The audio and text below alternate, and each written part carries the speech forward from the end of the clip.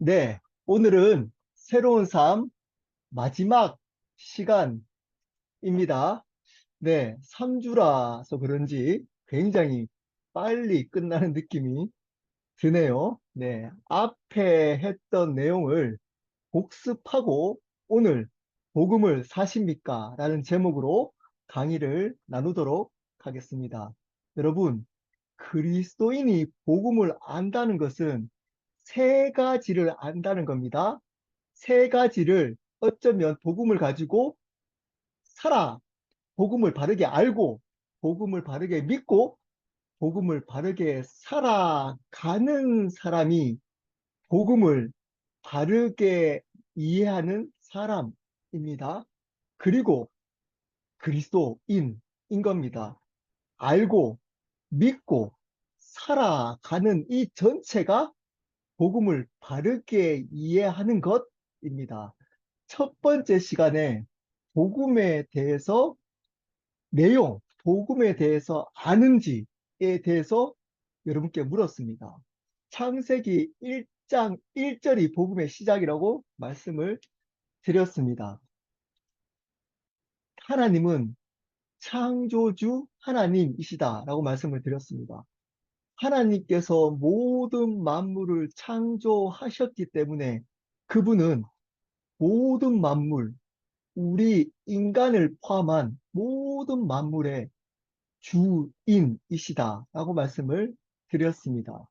여러분, 이것이 먼저 믿어져야 우리가 복음을 바르게 이해할 수 있다라고 말씀을 드렸습니다. 하나님의 그 어떤 성품보다 이 하나님의 창조주 되심이 가장 앞서야 된다라고 말씀을 드렸습니다. 근데 이러한 창조주 하나님이신 그분과 인간이 죄를 범해서 그분과의 관계가 단절되었습니다.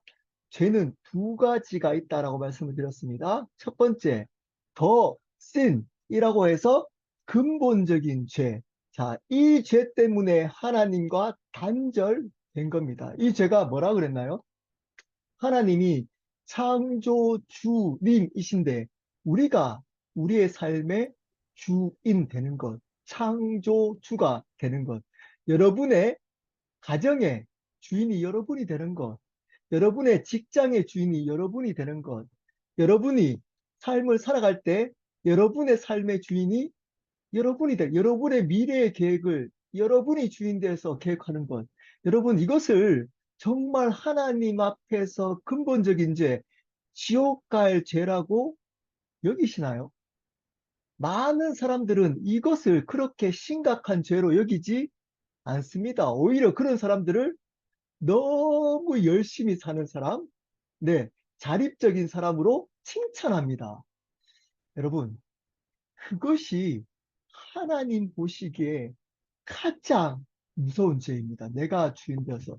이렇게 주인 되어서 살아가는 죄의 결과를 죄악들, sins라고 해서 두 번째 죄의 개념입니다. 그것은 근본적인 죄에 대한 결과인 겁니다. 근본적인 죄로부터 파생된 것입니다. 윤리적이고 도덕적인 죄들, 그리고 여러분들이 마음속으로 범하는 죄악들, 이런 것들이 바로 근본적인 죄로부터 파생된 죄악들입니다. 여러분, 내가 주인 되어서 살아가도 이 세상에서 인정받으면서 성공해서 행복하게 잘 살아갈 수 있다고 말씀을 드렸습니다. 심지어 교회 안에서도 굉장히 신앙이 좋은 사람으로 여겨지면서 지낼 수 있습니다. 내가 주인 되어서 공부도 잘하고, 내가 주인 되어서 가정도 잘 이루어가고, 내가 주인 되어서 사람 관계도 잘하고, 내가 주인 되어서 직장에서도 성공하고, 내가 주인 되어서 내 미래 계획을 잘 세워서 성공도 하고, 사회에 좀 영향도 끼치고, 심지어 내가 주인 되어서 목사도 하고, 선교사도 하고, 장로도 하고, 안수집사도 하고, 그리고 열심으로 교회 봉사하는 그러한 열심히 있는 그리스도인처럼 보여지는 종교인으로도 살아갈 수 있습니다. 이런 사람이 생각보다 많습니다. 혹시 이 사람이 여러분이 아닌가요? 만약에 이 사람이 여러분이라면 이것은 심각한 문제인 겁니다. 왜 그럴까요? 이 죄 때문에 우리는 지옥 가기 때문입니다. 이 죄 때문에. 여러분, 이것을 반드시 심각하게 고민해 보셔야 하는 겁니다. 자, 이 죄인을 위해서 하나님께서 예수님을 보내셨습니다. 그리고 예수님을 통해 두 가지를 하셨다라고 말씀드렸습니다. 십자가와 부활. 십자가는 우리의 죄악을 단번에 영원히 용서한 사건이라고 말씀을 드렸습니다. 피 흘림이 없이는 사함이 없다라는 하나님의 공의를 지키시기 위해서 예수 그리스도가 우리를 대신해서 십자가에 죽어 주심으로 우리는 구원, 우리의 죄를 영원히 단번에 용서받은 겁니다. 여러분, 이것은 영원한 겁니다. 변화되지 않습니다. 그분이 하나님이시기 때문에 그분의 피로 말미암아 받은 구원은 여러분 탈락되지 않습니다. 변화되지 않습니다. 이 십자가는 하나님이 여러분을 향한 영원한 사랑과 은혜, 변함없는 사랑과 은혜, 그리고 하나님의 공의가 단번에 이루어진 사건이라고 말씀드렸습니다. 그분이 십자가에 돌아가심으로 여러분의 유일한 구원자가 되신 겁니다. 그리고 부활입니다. 부활은 하나님만이 하실 수 있는 사건이라고 말씀드렸습니다.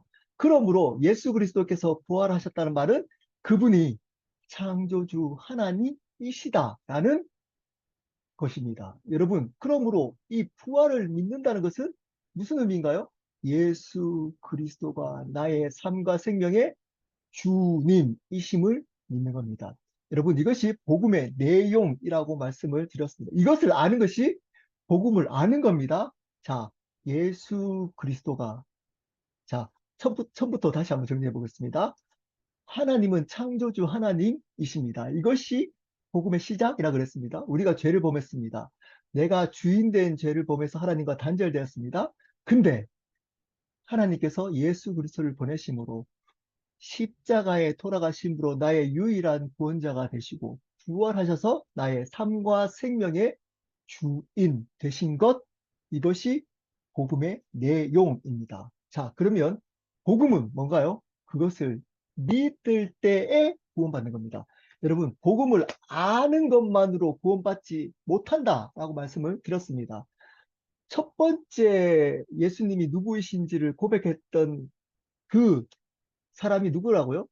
귀신 들린 사람. 예, 귀신이 먼저 예수님이 하나님의 아들이라고 알았다는 겁니다. 여러분, 복음을 안다고 구원받는 게 아니고, 복음을 믿어야 구원받는 겁니다. 믿는다는 것은 두 가지로 나눴다. 두 가지로 설명을 했습니다. 회개와 영접. 자, 이 회개는 방향을 바꾸는 것이라고 그랬습니다. 내가 주인 되어서 살아가는 것, 내 삶의 구원자가 내가 돼서 내가 주인 되어서 살아갔던 그 삶에서 방향을 바꾸는 것. 어떤 방향으로? 네, 그분이 구원자이자 나의 삶의 주인이라는 삶의 방향으로 바꾸는 것이 회개라 그랬습니다.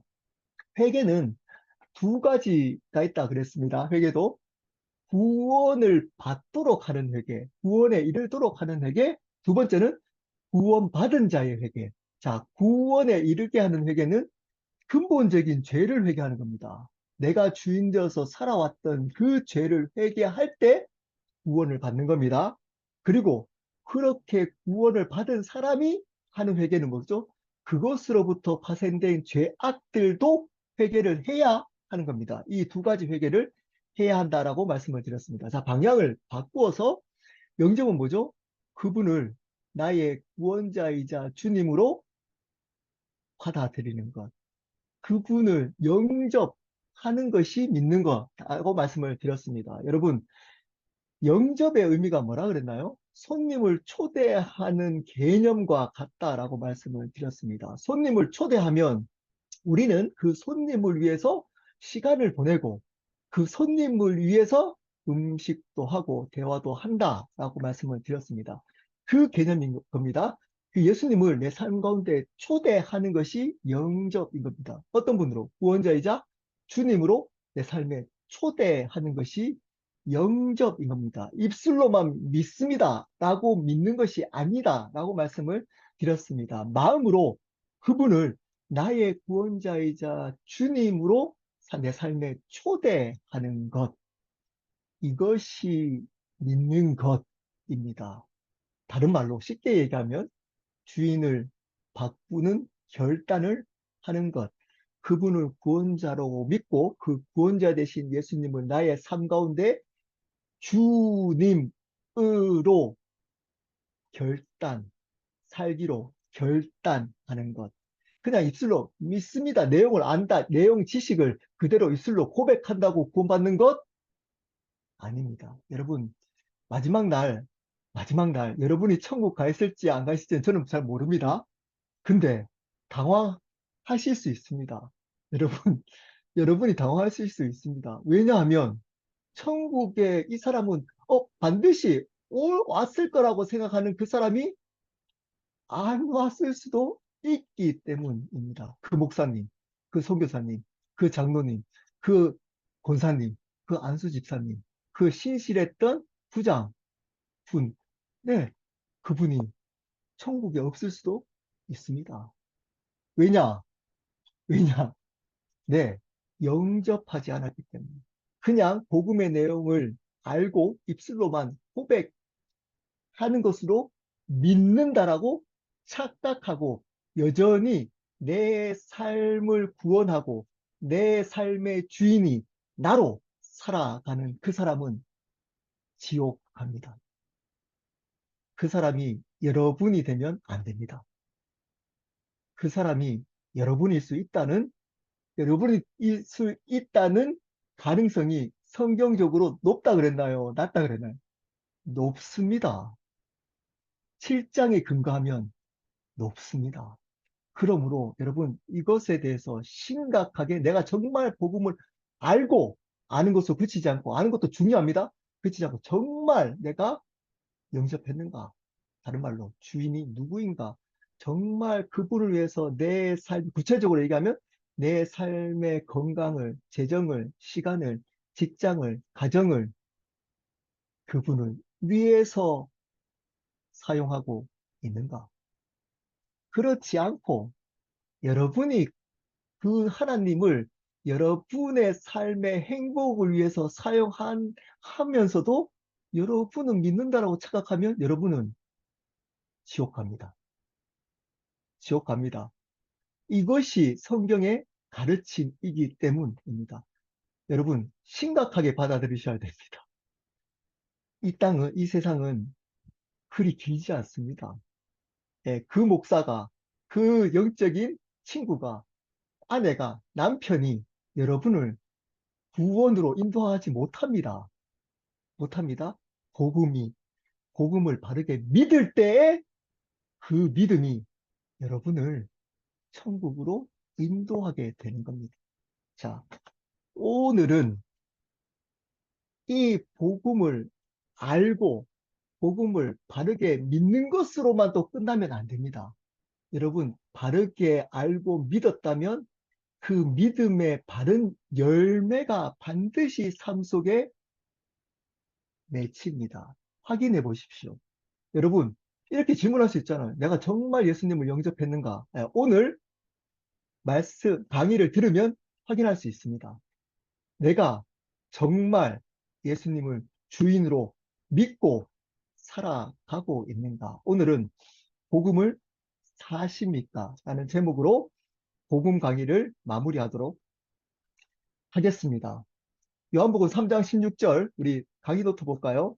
창조주 하나님이 이것을 말씀할 때 그 개념을 머릿속에 넣으면서 오늘 창세기 요한복음 3장 16절을 따라오시기를 바랍니다. 자, 천천히 읽겠습니다. 창조주 하나님이 죄된 세상을 이처럼 사랑하사 십자가와 부활을 통해 독생자를 주셨으니 이는 그를 회개와 영접으로 믿는 자마다 지옥 가는 멸망하지 않고 천국 가는 영생을 얻게 하려 하십니다.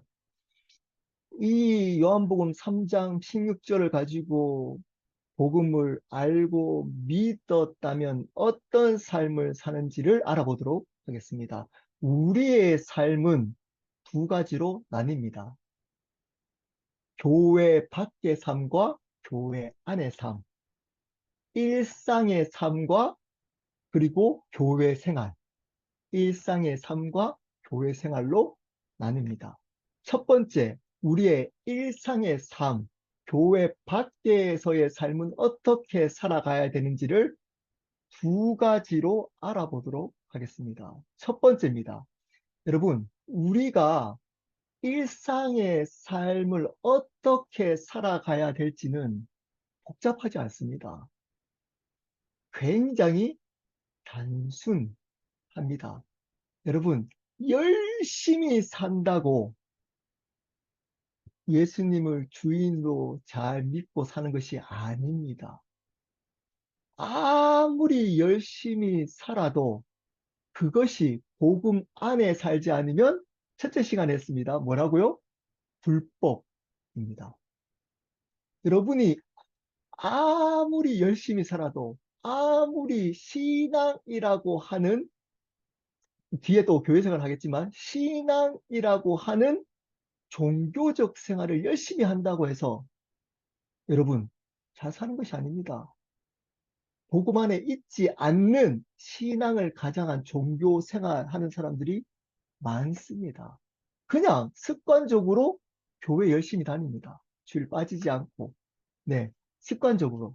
여러분, 그렇게 나오는 이유가 예수 그리스도 때문에, 다른 말로, 복음 안에서 그러한 삶이 이루어져야 하는 겁니다. 오늘 복음 안에서 일상의 삶은 두 가지로 나뉩니다. 첫 번째, 구별된 삶입니다. 로마서 12장 1절부터 2절 말씀입니다.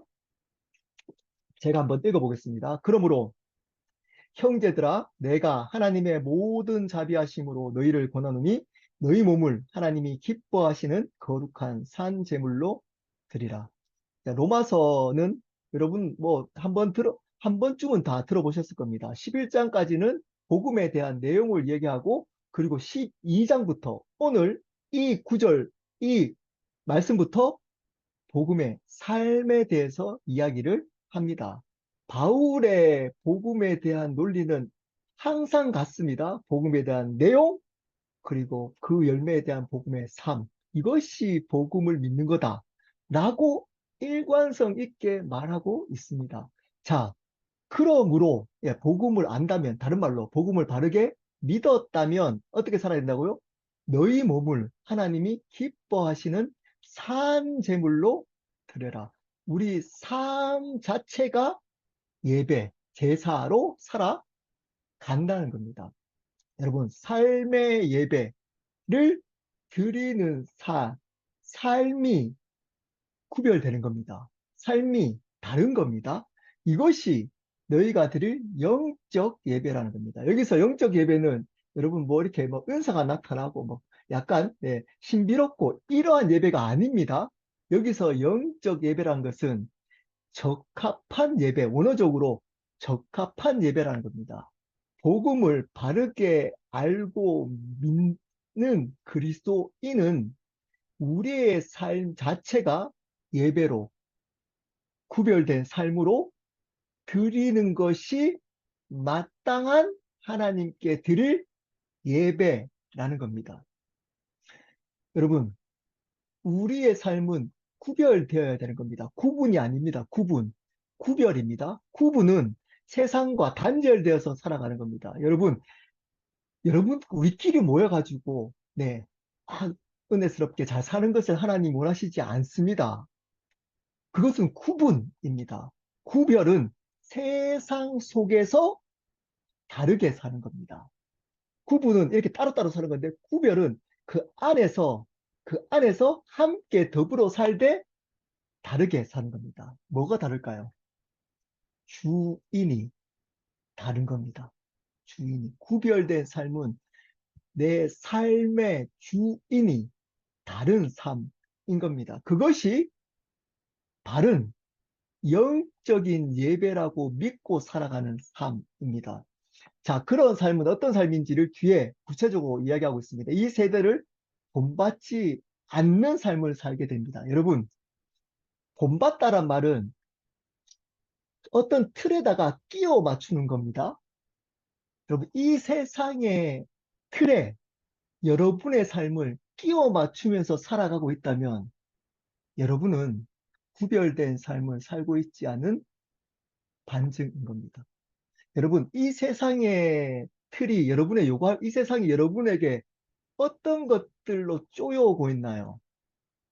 예. 여러분, 그 틀을 요구하고 있나요? 네. 앞에서 제가 말씀을 나눈 적이 있습니다. 크고, 많고, 넓어져라는 겁니다. 여러분, 높아지고, 많이 가지고, 여러분의 영역들을 넓게 끼치라는 겁니다. 여러분, 이것이 여러분에게 요구하는 세상의 틀입니다. 아닌가요? 여러분, 혹시 여기에 맞춰서 여러분 살아가고 있지 않으시나요? 좋은 대학 가서 높은 사회적 위치를 가져서 좋은 직업 가지고, 네, 그래서 여러분의 영향력들을 많이 끼쳐라. 네, 그래서 열심히 공부하라고 하잖아요.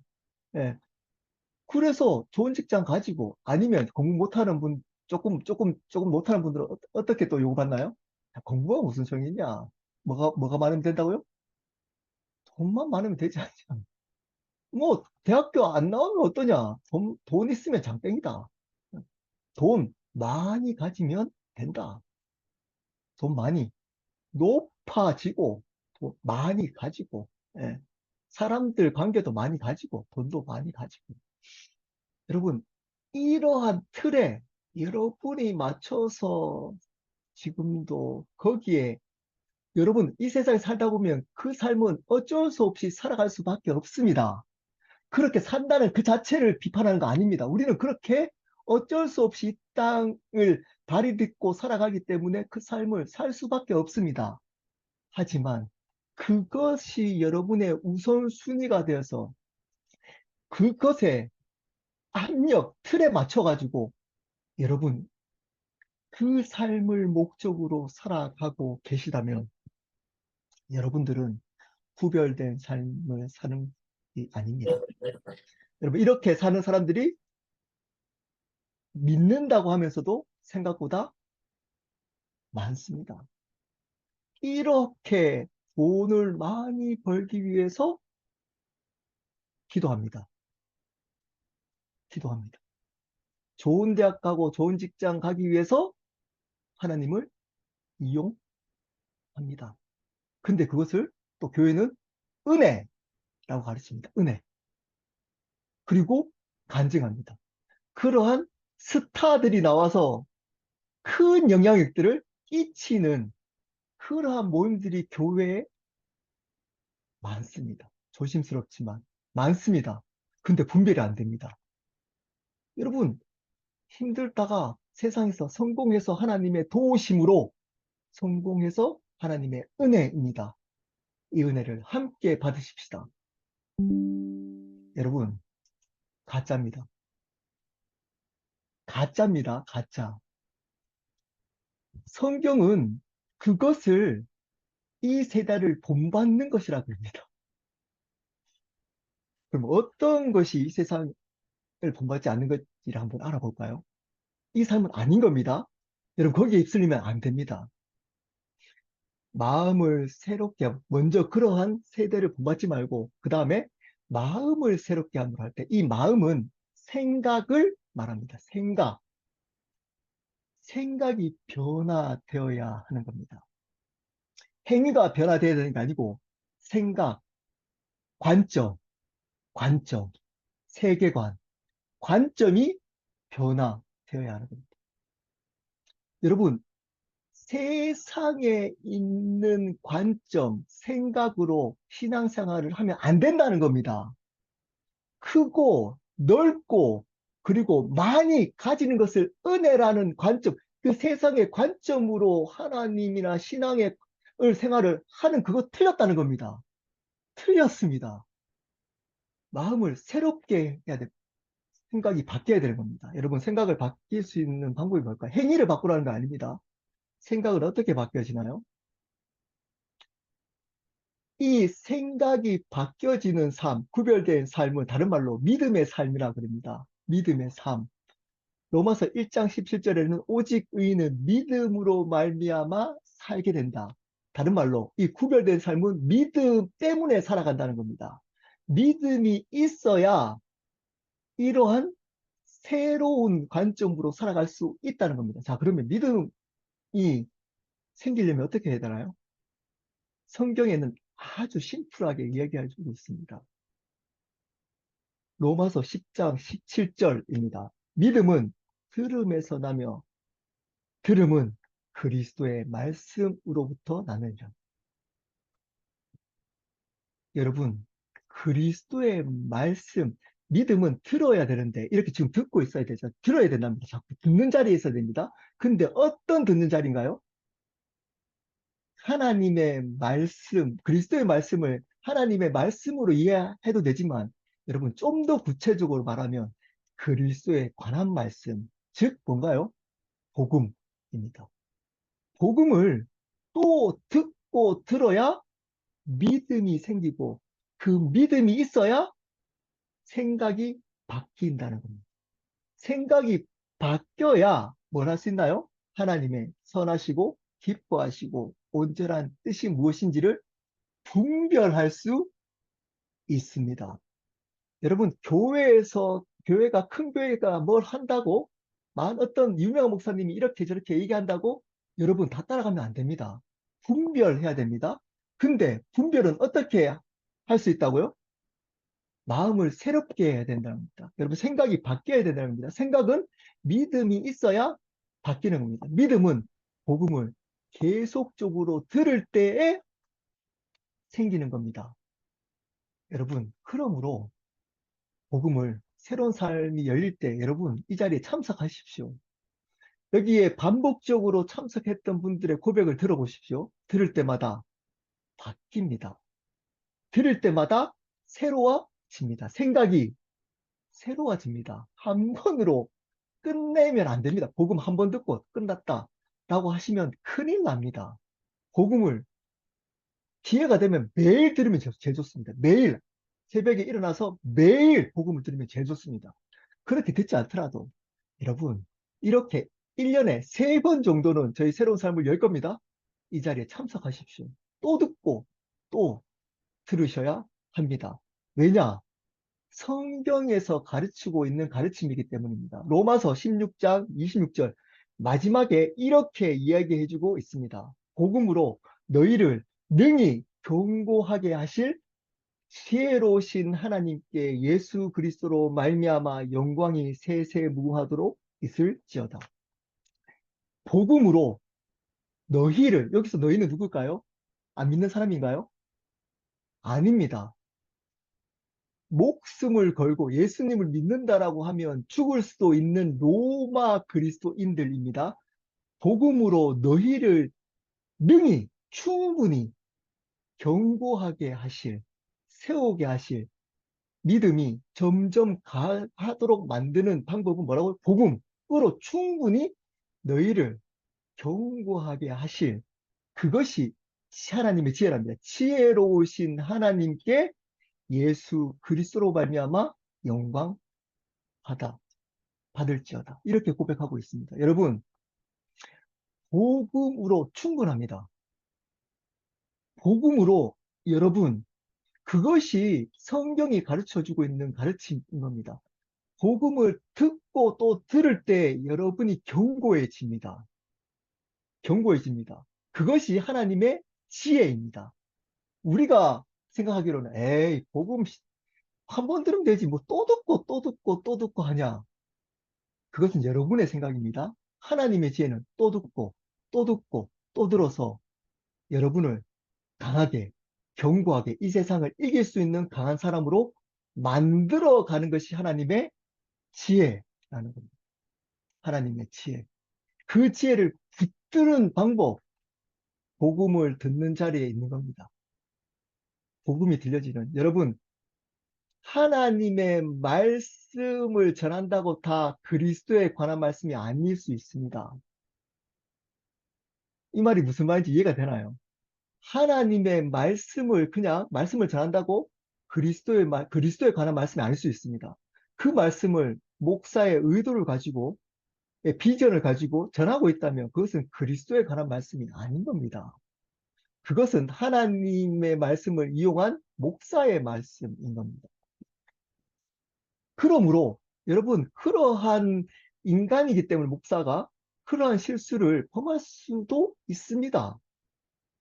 예, 그렇게 넘어가지 않으려면 분별하려면 어떻게 해야 된다고요? 복음을 또 듣고 또 들어서 그 복음이 여러분을 세워가도록 만들어야 하는 겁니다.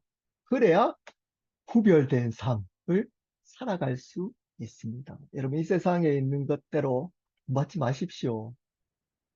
네, 높아져라. 기도해서 네, 좋은 대학 가서 좋은 직장 가서 성공해서 하나님께 영광 돌려라. 가짜입니다. 성경에 어디 나와 있나요? 예, 성공해서 영광 돌리라. 세상에 영향력을 끼쳐서 하나님께 더 큰 영광을 돌려라. 하나님이 영광이 여러분이 세상에 성공한다고 더 커지나요, 영광이? 그런 얘기가 어딨나요? 근데 그런 얘기들을 듣고, 예, 교회에 많은 사람들이 모이는 큰 교회를 이루면 하나님 더 큰 영광 받는데요. 전혀 그렇지 않습니다. 예, 많아져서, 예, 돈 많이 번다고 하나님 더 큰 영광 받나요? 그렇죠. 가난해도 괜찮습니다. 모자라도 괜찮습니다. 예, 여전히 찌질해도 괜찮습니다. 머리가 좀 나빠도 괜찮다니까요. 건강이 좀 나빠도 괜찮아요. 돈 좀 없어도 괜찮다니까요. 어떻게 하면 된다고요? 믿음, 믿음으로 생각이 바뀐 것으로 하나님의 뜻을 바르게 분별하며 살아가면 되는 겁니다. 복음으로 여러분은 날마다 복음을 듣는 자리에 있으므로 복음으로 여러분 경고케 되어져서 하나님의 뜻이 무엇인지를 분별해서 그분을 위해 그분을 주님으로 인정하며 살아가면 됩니다. 그렇게 하면서 설거지하면 그 설거지하는 그곳에 하나님의 영광이 임하는 겁니다. 그것을 하면서 청소를 하고 있으면 청소하는 그곳에 하나님의 영광이 임하는 겁니다. 그렇게 하면서 공부하고 있으면 그렇게 하면서 심지어 실패하고 있더라도 하나님은 그곳에 영광, 그 삶을 통해 영광 충분히 받을 수 있습니다. 근데 분별 못해요. 분별이 안 돼요. 전부 다 크고 넓고 높고 많이 가지라고 합니다. 그걸 은혜라고 가르칩니다. 그 썩지 마시고 구별된 삶을 살아가게 됩니다. 주인이 바뀌면 이 구별된 삶을 살게 된다는 겁니다. 두 번째는 제자 삼는 삶입니다. 여러분, 구별된 삶을 살아가고 여러분과 똑같은 사람으로 만들어가는 겁니다.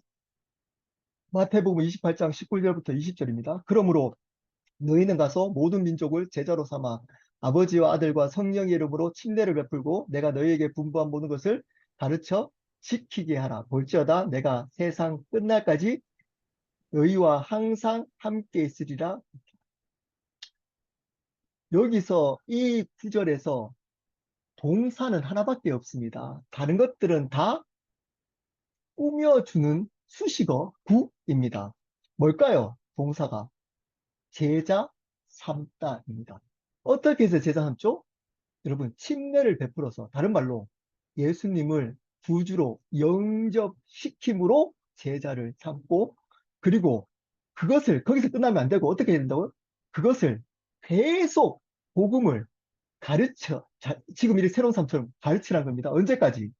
지킬 때까지, 복음으로 살 때까지 그것을, 이 복음을 영접하게 하고 그 영접한 것을 또 가르치고 또 가르쳐서 지킬 때까지 가르쳐서 제자 삼으라는 겁니다. 그런 사람에게 하나님께서 항상 함께 임마누엘 하는 복을 주시겠다는 겁니다. 사망의 음침한 골짜기를 다닐지라도 함께 하시겠다는 겁니다. 어떤 사람에게 예수님을 바르게 영접하고 복음을 전해서 영접시키고 그 복음을 지킬 때까지 또 가르치고 또 복음의 진리를 또 가르쳐서 삶으로 살아가는 제자로 만드는 그 사람, 그 사람. 여러분, 그래서 복음을 전하시고 거기서 끝나면 안 되고 또 복음을 지킬 때까지 또 얘기하고 또 얘기해야 하는 겁니다. 그것이 제자 삼는 삶인 겁니다. 이 두 가지입니다. 구별된 삶을 살고 제자 삼는 삶을 사는 것. 이 삶이 바로 우리가 일상을 살아가는 삶의 두 가지인 겁니다. 그리스도인은 이렇게 살아가면 됩니다. 그리고 두 번째입니다. 교회 생활입니다. 교회 안의 생활은 어떻게 해야 될지를 알아보도록 하겠습니다. 질문을 한번 해보도록 하겠습니다. 모든 교회는 온전하지 않다. 네, 오죠. 네, 이거는 여러분 아주 쉽잖아요. 네, 모든 교회는 온전하지 않습니다. 완벽한 교회는 이 세상에 아무도 없습니다. 그렇게 생각하는 교회에 여러분이 가는 순간 그 교회는 온전해지지 않습니다. 그러니까 모든 교회는 온전한 교회가 없습니다. 죄인들이 모여있기 때문입니다. 자, 그럼 또 질문하겠습니다. 그래서 지역교회, 여기서 말하고 있는 교회는 지역교회를 말합니다. 그러므로 모든 교회가 온전하지 않기 때문에 하나님께서 기뻐하시는 교회는 없다. 틀렸습니다. 비록 교회 공동체가 온전하지 않지만 하나님이 기뻐하시는 교회는 있습니다. 있습니다. 여러분, 집에서 가까운 교회에 가려고 하지 마시고 성경에 가까운 교회를 가십시오. 다시 말씀드립니다. 집에서 가까운 교회를 가지 마시고 성경에 가까운 교회를 다니십시오. 하나님이 기뻐하시는 성경적인 교회는 있습니다. 불완전하더라도. 요한계시록에 7교회의 이야기가 나옵니다. 7로컬 교회 이야기가 나옵니다. 거기에서 하나님께서 칭찬만 하는 교회가 있고 꾸중만 하는 교회가 있고 칭찬과 꾸중을 함께 하는 교회가 있습니다. 이 말의 의미가 뭘까요? 지금 존재하고 있는 이 땅의 모든 지역교회, 로컬교회는 하나님이 기뻐하시는 교회도 있고 하나님이 아주 싫어하는 교회도 있고 하나님이 칭찬도 하고 꾸중도 하는 교회도 있다는 겁니다. 그때 당시에 7교회 중에 빌라델피아 교회, 서머나 교회는 칭찬만 했던 교회입니다. 그 교회는 어떤 교회였을까요? 거대한 큰 교회가 아니었습니다. 사람들이 많은 성장하는 부흥하는 교회가 아니었습니다. 조그마한 가정교회, 예, 지역교회, 조그마한 개척교회 수준의 가정교회였습니다. 필라델피아 서머나 교회. 근데 하나님은 그 교회를 보고 기뻐하셨어요. 칭찬만 하셨습니다. 자, 그러면 하나님은 수 가지고는 칭찬의 기준을 삼지 않는다는 겁니다. 사람의 수 가지고 칭찬의 기준을 삼지 않는다는 겁니다. 근데 여러분 좋은 교회라고 그럴 때 여러분 생각 한번 해보십시오. 아, 이 교회는 진짜 좋은 교회다. 라고 생각하는 교회를 한번 생각해 보십시오, 여러분. 그 교회 왜 좋다고 생각해요? 많은 사람들이 의외로 부흥하고 있기 때문에. 거기에 목사님, 유명한 목사님, 네, 신실한 설교, 바른 좋은 설교 하시는 목사님이 계시기 때문에 그 교회가 좋은 교회라고 무의식적으로 받아들이는 분들이 생각보다 많습니다. 네, 어떻게 하나님 기뻐하신 교회라면 사람들이 이렇게 안 올 수 있냐? 네, 안 올 수 있습니다. 안 올 수 있습니다. 여러분, 바른 교회가 어떤 교회인지를 알고 계셔야 여러분 성교에 가까운 교회를 선택을 하시죠. 자, 첫 번째입니다. 사도행전 2장 42절을 근거로 네 가지가 그 교회에 바르게 행하는 교회를 여러분 선택하시면 됩니다. 이 네 가지를 바르게 행하는 교회. 자, 사도행전 2장 42절. 이 땅에 존재하는 교회 중에 가장 모범적이라고 하는 초대교회 예를 들어가지고 나눠보도록 하겠습니다. 자, 그들이 사도의 가르침을 받아 서로 교제하고 떡을 떼며 오로지 기도하기를 힘쓰니라. 이 초대교회에서 했던 이 일들을 바르게 강조하면서 행하는 교회가 좋은 교회입니다.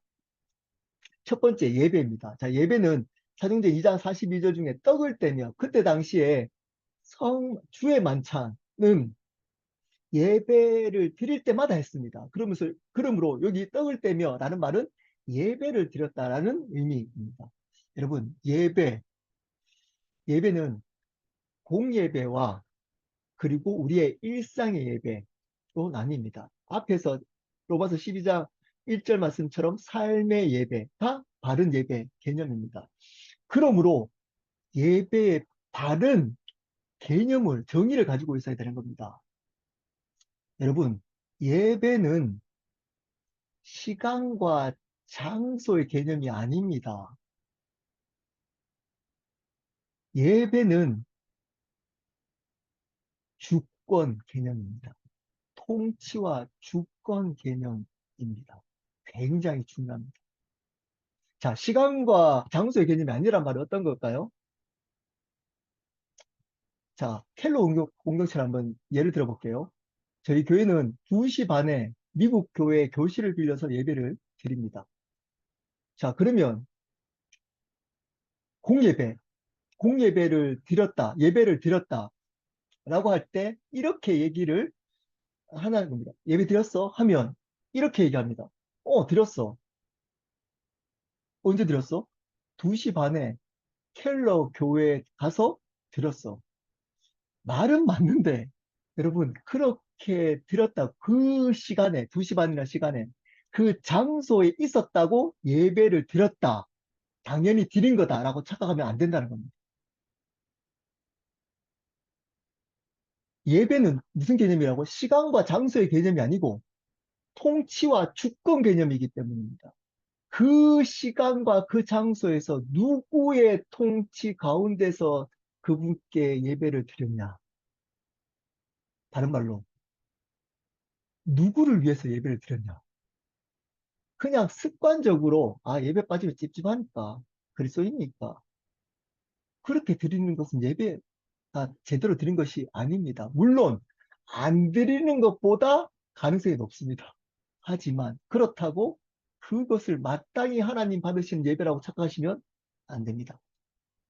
어쩌면 30년 동안 열심히 그 시간과 그 장소에 계속 다녔더라도, 예, 예배 한 번도 안 드린 사람이 있을 수도 있습니다. 한 번도 안 드린 사람. 여러분, 그 시간과 그 장소에 있더라도 그분의 통치 아래, 그분의 주권 아래서 드릴 때 그 예배를 하나님이 받으시는 겁니다. 여러분, 그 예배는 공적인 예배와 그리고 일상 예배로 나뉩니다. 공적인 예배는 아까 얘기했던 저 공동체 예배입니다. 그리고 일상 예배는 그 교회 밖에 드리는 예배입니다. 여러분, 이런 사람들이 있습니다. 삶이 예배니까 공예배를 아무렇지 않게 빠지는 사람들이 요즘 부쩍 많아졌습니다. 주일 예배, 공동체 예배를 소홀히 합니다. 여러분, 그런 사람이 바른 예배를 드릴 수가 없습니다. 바른 예배를 절대 드릴 수 없습니다. 공예배가 일상예배를 이끌어가기 때문입니다. 공예배가 일상예배를 이끌어가기 때문입니다. 여러분, 하나님 앞에 첫 시간, 첫날, 첫 주일을 하나님께 바르게 드릴 때 우리의 일상예배가 바르게 시작될 수 있습니다. 근데 이거를 조금이라 가족 무슨 행사가 있으면 빠져버립니다. 네, 뭐, 별 일도 아닌데 빠져버려요, 그냥. 그러면서도, 네, 아무렇지도 않습니다. 여러분, 이 예배를 바르게 강조하는 교회를 다니십시오. 이 공예배를 강조하는. 자, 그런다고 해서 이 예배만을 강조하고 삶은 그냥 교회에만 오라고, 예, 계속 교회 모여야만 예배라고 하는 그러한 교회는 바른 예배 가르침이 아닌 겁니다. 여러분, 그것을 바르게 들었듯이 삶에 있어서도 그 믿음으로 삶을 살아가야 하는 겁니다. 그분의 주권 아래서 삶을 살아가는 예배도 함께 드리는 그것이 바른 예배입니다. 이것을 강조하는 교회, 이 예배를 바르게 가르치는 교회, 이 예배를 공예배를 바르게 드리도록 하고 그 공예배를 바르게 드리게 함으로 삶의 예배도 잘 드리도록 하는 교회, 여러분 그 교회를 다니셔야 하는 겁니다. 예배가 제일 중요합니다. 예배. 두 번째 성경 공부입니다. 여러분 교회에서 바르게 성경 공부를 강조하는 교회를 다니셔야 합니다. 성경 공부를 참석하라고 또는 성경 공부 위주의 프로그램을 하는 교회를 다니셔야 합니다. 다른 어떤 프로그램보다 이 성경 공부를 계속 강조하는 네, 성경을 날마다 읽게 하고 네, 주중에 성경을 가지고 모임을 하고 성경을 계속 가르치는 그러한 교회가 바른 교회입니다. 여러분 성경 공부에 참석하십시오. 교회. 성경을 아셔야 합니다. 여러분 목사의 말을 무조건 하나님의 말씀으로 들으시면 안 됩니다. 안 됩니다. 여러분 하나님의 말씀이 하나님의 말씀인 겁니다. 하나님의 말씀을 전하는 그 목사의 말이 하나님의 말씀인 겁니다. 근데 그거를 분별하려면 여러분이 성경을 바르게 아셔야 되는 겁니다. 성경 공부를 통해 바르게 아셔야 됩니다. 주중에 주일에만 예배를 드리시지 마시고 주중에 뭐 저희 교회 같으면 수요일 날 하는 30분 딱 하는데 30분 딱 합니다. 그러한 성경을 들을 수 있는 자리 금요일 날 제자 또 성경을 전체 흐름을 또 배웁니다. 저희 교회는 그런 자리 그리고 새로운 삶 복음을 듣는 자리 또 토요일 날 주일 날 들었던 말씀 가지고 또 나눔 모임을 합니다. 이런 자리에 나와서 또 매일 성경 통독을 하면서 성경을 알아야 되는 거예요. 그것을 강조하는 교회. 여러분 그 교회가 좋은 교회입니다. 주의 종 목사를 순종하는 것이 순종하도록 만드는 교회가 좋은 교회가 아닙니다. 목사만이 주의 종처럼 가르치는 교회가 그 좋은 교회가 아닙니다. 성경을 가장 중요한 권위로 강조하는 교회. 그 권위에 목사도 숙일 수 있는 교회. 목사도. 그리고 그 성경을 목사만 독점하지 않는 교회.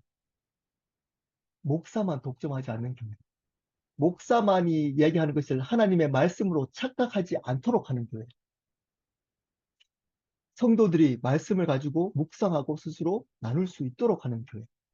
이 교회가 좋은 교회입니다. 세 번째, 성도 간의 교제입니다. 여러분, 성도 간의 교제를 강조하고 하도록 만드는 교회가 좋은 교회입니다. 여기서 말하고 있는 성도 간의 교제는 세상에서 말하고 있는 교제와 틀린 겁니다. 지금 새로운 상 끝나고 저희들이 하고 있는 이런 나눔 모임 같은 겁니다. 이걸 강조하는 교회.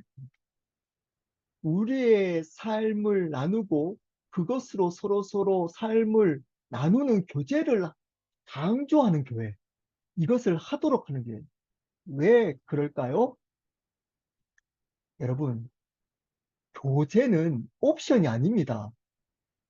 신앙의 본질입니다. 본질. 신앙의 예배만, 주일날 예배만 드리고 간다고 여러분의 신앙이 바르게 자라지 않습니다. 반드시 교제해야 합니다. 그래야 여러분의 삶의 변화가 있습니다. 자, 잘 들어보십시오. 말씀이 제일 중요합니다. 성경 공부에서. 근데 말씀만으로 여러분의 삶이 바뀌지 않습니다. 일방적으로 목사가 여기서 말씀을 가르친다고 여러분 듣고 있다고 여러분 삶이 바뀌지 않습니다. 바뀌던가요? 착각하도록 만들 수 있습니다. 여러분, 변화는 성도의 교제를 통해 인격과 인격이 말씀을 통해 부딪히고 만날 때 변화됩니다.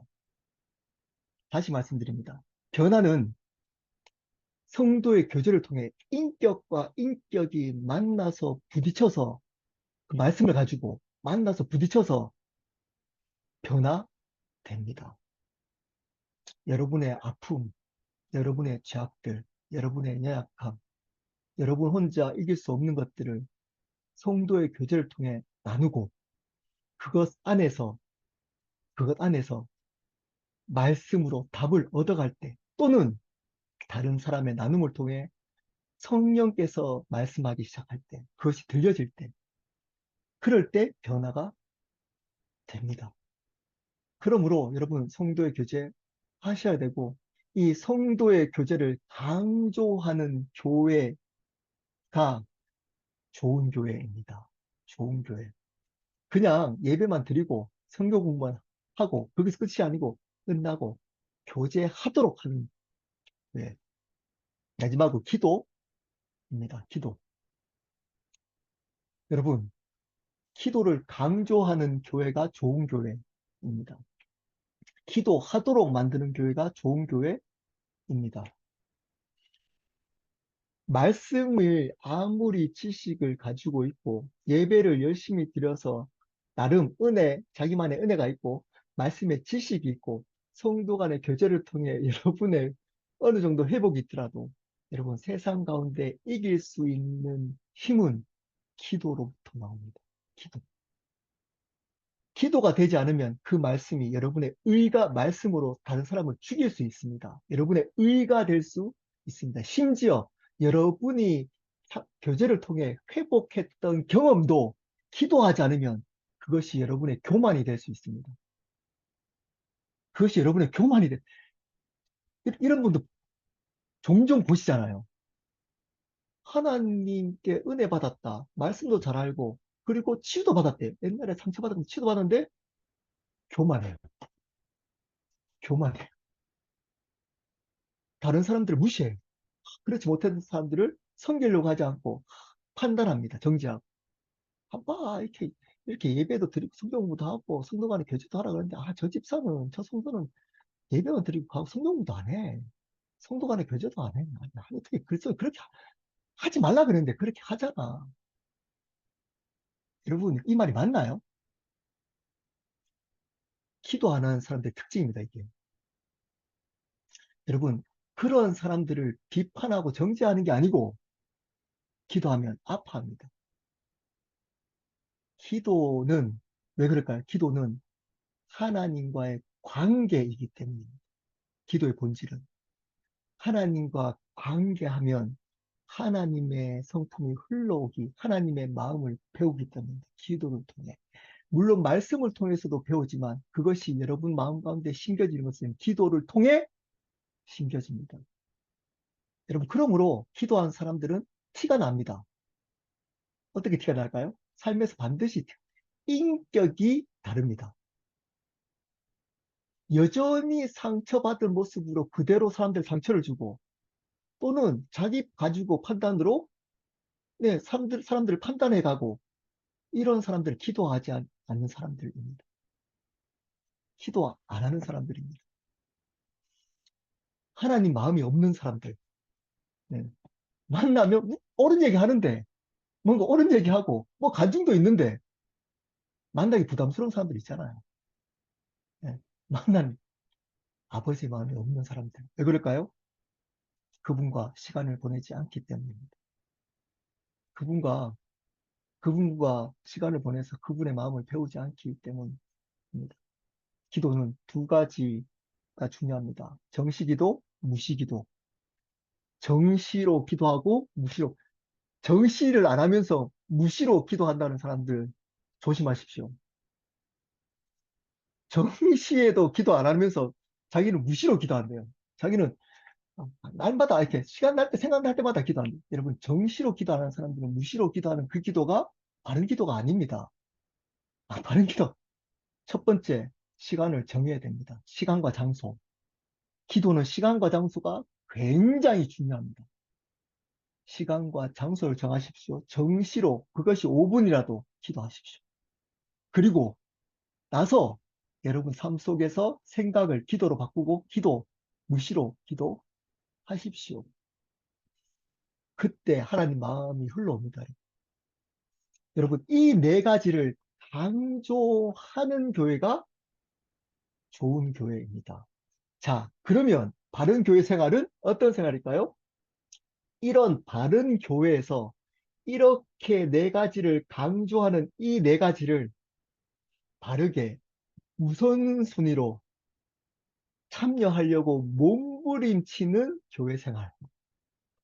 물론 우리가 시간적인 어떤 부분들이 사람마다 다르기 때문에 뭐 다 해야 되는, 이걸 다 잘해야 뭐 좋은 교회 생활을 하는 거다라고 제가 함부로 말하지는 못하겠습니다. 하지만 이 네 가지를 내 삶 속에 우선적으로 공동체 안에서 일어나는 요 네 가지를 우선적으로 참여하려고 몸부림치는 생활. 이게 바른 교회 생활인 겁니다. 여러분, 예배 바르게 드리십시오. 네, 주일날 함부로 빠지지 마십시오. 제발. 네, 주일날 여러분 조금, 뭐 이렇게 조금, 이렇게 뭐 일 있다고, 가족 행사 있다고, 또는, 이렇게 조금 아프다. 여러분 조금 아프다고 회사 마음대로 빠지시나요? 여러분이 가족 행사 있다고 회사 안 가시나요? 여러분, 회사가 교회보다 못하시나요? 먹고 사는 문제가 하나님께 예배 드리는 것보다 못하시나요? 그런데도 그리스도인이라고 착각할 수 있습니다. 여러분, 주인이 바뀐 사람들은 그것에 하나님께 예배드리는 그 시간을 가장 우선순위로 드립니다. 말씀 공부하십시오. 성경, 성경 읽고 성경이 들려지는 배우는 자리에 있으십시오. 복음이 들려지는 자리에 있으십시오. 그래야 속지 않습니다. 분별할 수 있습니다. 예, 휩쓸리지 않습니다. 성도 간에 교제하십시오. 그래야 여러분의 아픔과 여러분의 삶의 변화를 경험할 수 있습니다. 기도하십시오. 그래야 하나님 마음으로 겸손해질 수 있습니다. 하나님 마음으로 다른 사람을 바르게 섬길 수 있습니다. 이게 교회 생활입니다. 자, 정리합니다. 여러분, 복음으로 산다는 것은 우리의 삶 속에 구별된 삶을 사는 겁니다. 세상에 구분, 분리돼서 사는 게 아니고 교회 생활, 교회만 열심히 다니지 마십시오. 여러분, 열심히 교회만 다니지 마십시오. 우선순위로 하는 거 좋지만, 이런 사람 있잖아요. 매일 교회 가는 사람, 교회 가는 사람. 저희 교회는 다행히도 줌으로 하면 키면 네, 한 30분, 뭐 1시간 정도 키면 할 수 있습니다. 근데 사실은 매일, 뭐 매일, 물론 이거 조심의 얘기지만 여러분, 그렇게 교회 어떤 모임의 우선순위로 하는 것은 좋습니다. 하지만 분리될 정도로 교회 생활을 하면 안 됩니다. 궁극적인 생활은 구별된 삶입니다. 구별된 삶. 우리가 뒤에 이제 교회 생활을 하는 이유도 사실은 이 구별된 삶을 살기 위한 겁니다. 여러분, 바른 교회 생활, 우선적으로 이걸 못하면 구별된 삶을 못 살기 때문에 이것을 강조하는 겁니다. 그것 자체가 의미 있다라고 강조하는 거 아닙니다. 그것이 될 때 구별된 삶을 살 수 있는 능력이 생기기 때문인 겁니다. 구별은 다르게 사는 겁니다. 뭐가 다른 거죠? 주인이 다른 겁니다. 압니다. 여러분, 여러분 직장에 있는 사람이 여러분 주인이 누구인지 정확하게 압니다. 또 누가 알까요? 옆에 있는 배우자, 예, 자녀들, 우리 조그만 아이들에게 한번 물어보십시오. 혹시 조그만 아이 있는 부모 물어보십시오. 나중에 이제 좀 정확하게 얘기합니다. 엄마가 아빠의 주인이 누구인 것 같아? 물어보면 정확하게 얘기합니다.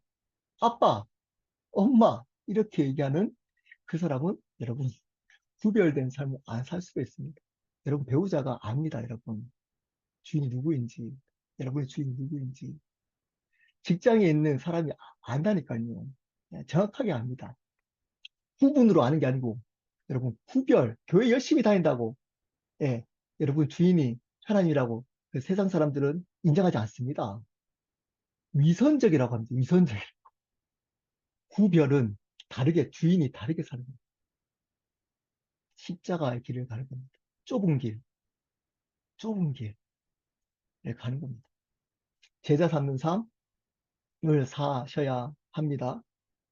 여러분이 그 구별된 삶을 살고 구별된 삶을 살아가는 사람으로 만들어가는 삶, 복음을 전하고 시킬 때까지 가르쳐서 구별된 삶을 살아가는 제자로 만들어가는 그 일들을 행하는 삶, 그 삶이 우리의 일상의 삶이 된 직장을 통해, 가정을 통해 구별된 삶, 제자 삼는 삶을 살아가는 겁니다. 그리고 교회 생활, 예배, 성경 공부, 교제, 성도 간의 교제, 기도. 이것을 여러분, 아까 했던 것처럼 이것을 다 해야 된다. 아까 했던 것처럼 무조건 교회 안의 생활만 강조해서 하는 것은 좋지 않다고 했기 때문에 여러분, 여러분이 구별된 삶을 살도록 하기 위해서 이 기본적인 이 네 가지가 하는 이 일에 여러분 우선적으로 몸부림치며 그 자리에 있을 때 바른 구별된 삶, 그리고 제자 삼는 삶을 살아갈 수 있습니다. 이제 마치겠습니다. 한번 마지막으로 하나 정리하고 마치겠습니다. 복음이 뭔가요? 복음을 아십니까? 여러분, 복음을 한 문장으로 설명해 보시길 바랍니다. 하나님은 창조주 하나님이시고 그 하나님을 떠난 죄는 내가 주인 되었던 죄로 하나님을 떠났습니다. 그 죄인된 우리를 위해서 십자가에 돌아가심으로 우리의 죄를 용서하신 유일한 예수 그리스도가 구원자 되시고 그분이 부활하셔서 우리의 삶과 생명의 주님 되신 것. 이것이 복음의 내용입니다. 이것을 아는 것이 복음을 아는 겁니다. 자, 안다고 해서 구원받는 거 아닙니다. 믿어야 됩니다. 믿음은 그 예수 그리스도를 나의 구원자이자 주님으로 영접은 그분을 내 삶 가운데 구원자이자 주님으로 살기로 삶으로 초대하는 것이라고 말씀드렸습니다. 그렇게 초대한 사람은 어떻게 사나요? 구별된 삶을 살고 제자 삼는 삶을 살며 교회에서 하고 있는 예배, 성경 공부, 성도 간의 교제, 그리고 기도하는 그 공동체에 있는 생활들을 우선적으로 열심으로 몸부림치며 참여하며 살아갑니다.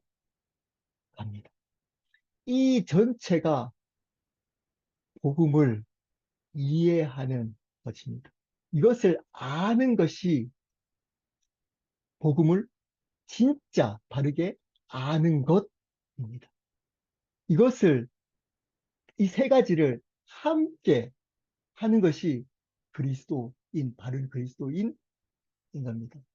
그렇게 사시기를, 예, 복음을 바르게 알고, 바르게 믿고, 바르게 살아가는 그리스도인이 되시기를, 존재 되시기를 예수 그리스도 이름으로 축복합니다.